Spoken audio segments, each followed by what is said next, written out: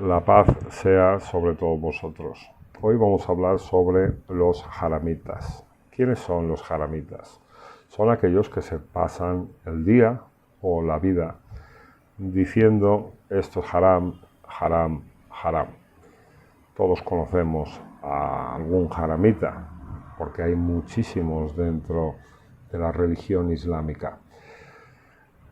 Cuando digo haramita no lo digo de forma despectiva, es para describir de alguna manera la gente que aparece citada en 16:116. No digáis entre lo que vuestras lenguas profieren mentiras como esto es lícito y esto es ilícito, halal o haram, inventando así la mentira contra Allah. Quienes inventen la mentira contra Allah no prosperarán. Claro, el haramita puede serlo de forma consciente o inconsciente. Antes de empezar a profundizar en las palabras clave, que he señalado 4 de este versículo, quiero recordaros que el árabe, la lengua del Corán, funciona por raíces y que dentro de estas raíces se encierra un concepto del que después se forman las distintas acepciones. Cuando tenemos en cuenta esta información, vemos que junto al contexto donde aparecen cada uno de los términos, es decir, la idea que rodea a cada término que se expresa en los distintos pasajes, nos da un significado muy claro de lo que el libro nos quiere decir. No se necesitan fuentes extracoránicas para interpretar el propio Corán. Una característica que tiene el libro es que sus términos no solo nos indican la acción que está llevando a cabo la persona, sino también con un solo término lo que piensa, lo que siente y muchas veces también lo que provocan los demás. Vamos a verlo con estas 4 palabras clave.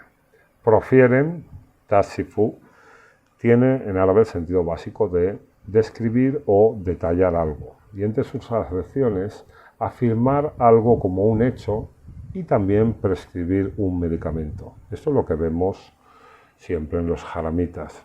Te dan todo tipo de detalles que uno, cuando después va a buscar las fuentes, pues se queda sorprendido porque o cambian las palabras o se inventan las cosas, pero te lo están afirmando como eso, como un hecho, y muchas veces la solemnidad con la que te hablan pues nos hace recordar a eso, a un médico cuando te está prescribiendo un medicamento, que parece que te está salvando la vida, cuando muchas veces lo que hace es fastidiarte.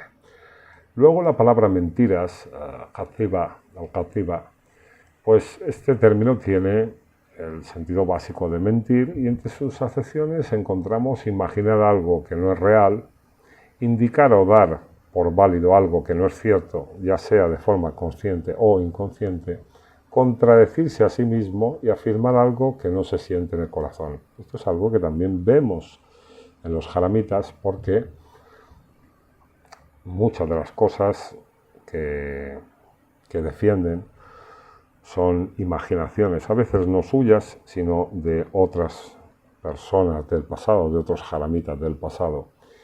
Y ellos dan por válido cosas que no son ciertas, repito, de forma consciente o inconsciente, nos dice la acepción, se contradicen a sí mismo, claro, porque si tú basas tu conocimiento, tu discurso en hadices, estos hadices del mismo libro, de la misma colección, vemos que se contradicen entre ellos y esto es algo que solo puede provocar contradicción. Recordar que el libro de Allah dice que lo que viene de Dios no tiene contradicciones. Es algo que debemos reflexionar.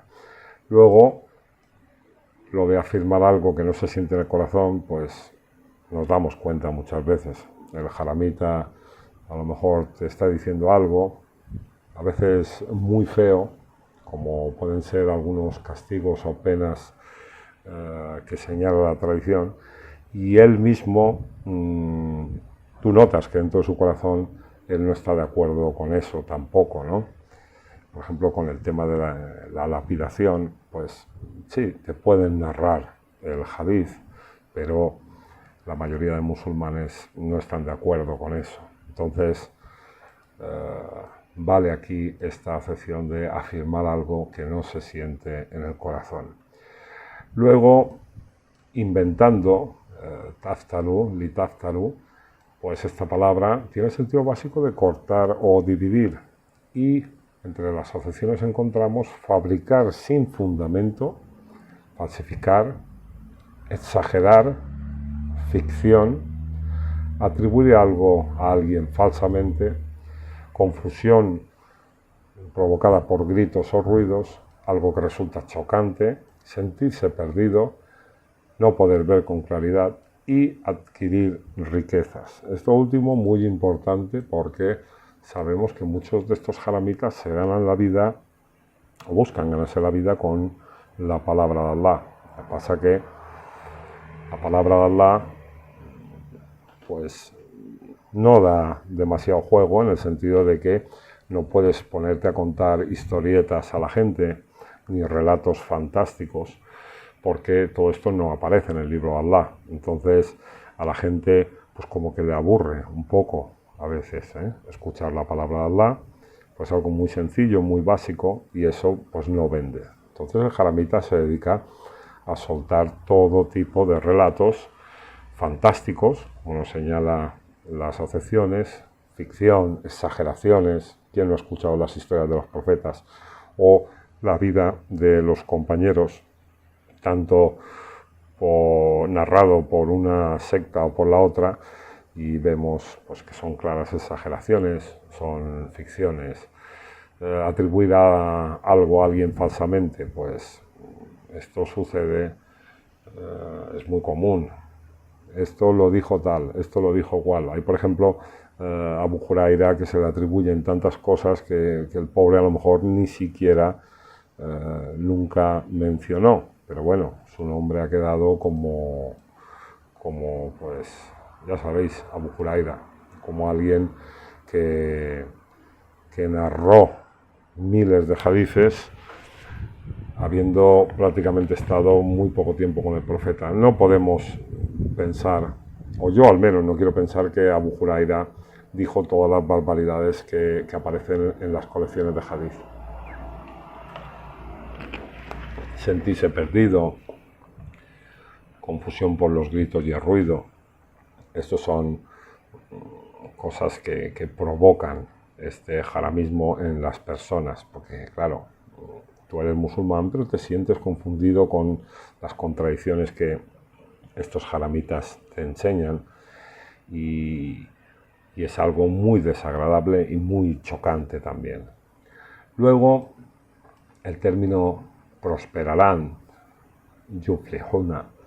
Este término, en su sentido básico, significa éxito, prosperidad, alcanzar nuestro deseo o objetivo, autorrealizarse, desarrollar todo el potencial, hacer progreso, el bienestar, un estado de seguridad, facilidad, las comodidades o bendiciones de la vida y los medios de subsistencia. Esto, evidentemente, nos está señalando resultados, nos está señalando una evolución, autorrealizarse, desarrollarse, conseguir una estabilidad financiera y vivir en una sociedad segura, algo que vemos que dentro del mundo islámico pues parece hoy en día una utopía, porque precisamente por culpa de los haramitas pues estamos en la situación en la que estamos. Creo que todo el mundo ya la conoce. Somos los musulmanes los últimos en todo, en conocimiento, quitando a la gente del petróleo, que bueno, que ya sabéis que son personas beduinos del desierto que Allah les ha puesto a prueba con este petróleo, y ya veis lo que están haciendo. Inshallah que Que Allah tenga misericordia de todos nosotros. Bien. En este mismo capítulo, en el 16, un poquito más abajo, unos versículos más abajo, leemos lo siguiente. Luego, con aquellos que hayan hecho el mal por ignorancia, tu Señor es perdonador y compasivo. Por eso debemos confiar, o al menos pensar, que muchos de estos haramitas no lo hacen con mala intención o de forma consciente, sino que repiten lo que otros haramitas han dicho y lo hacen sin darse cuenta. Vamos a pedir a Allah que recapaciten y que Allah no les tenga en cuenta este mal que están cometiendo.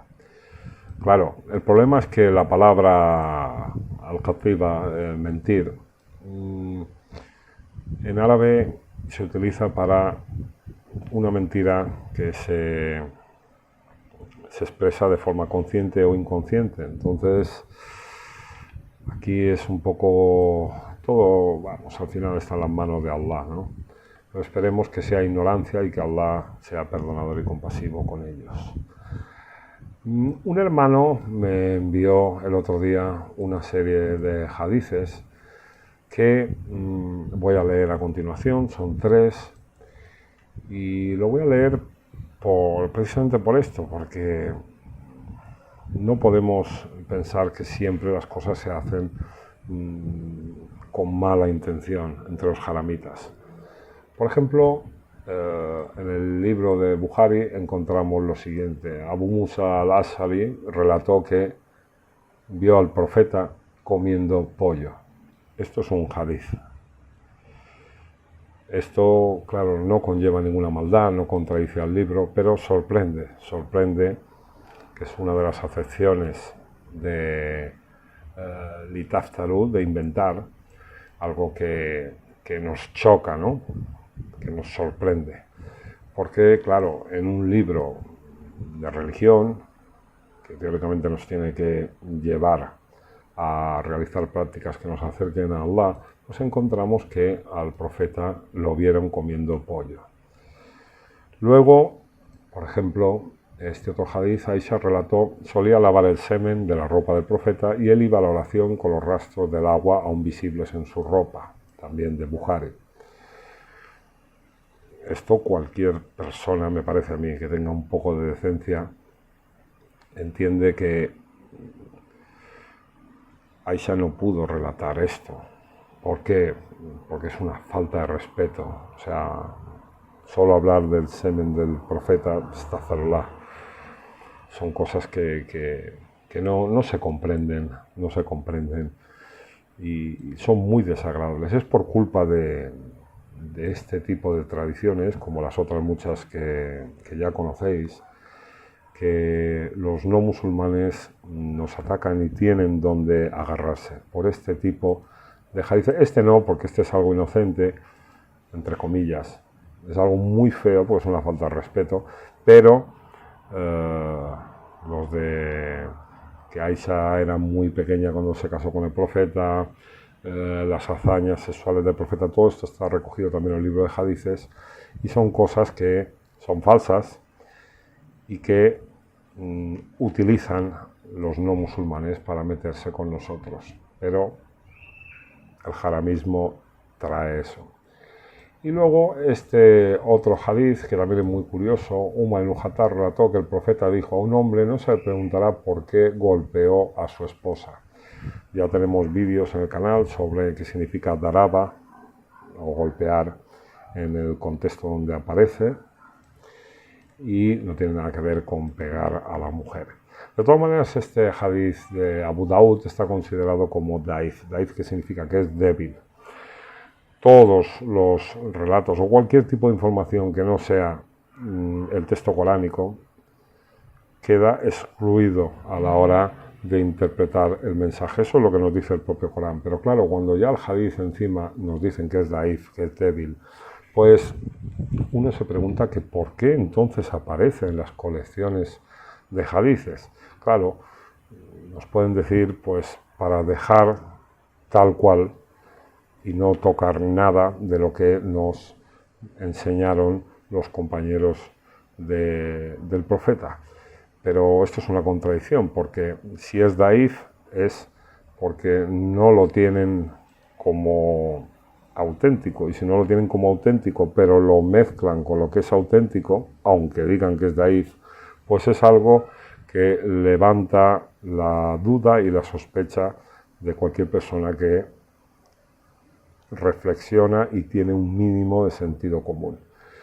Por eso ya os digo, no se puede tomar ninguna información que no sea el propio Corán para interpretar la revelación de Allah. Y esto era un poquito el vídeo de hoy. Nada más, un abrazo y asalamu alaikum.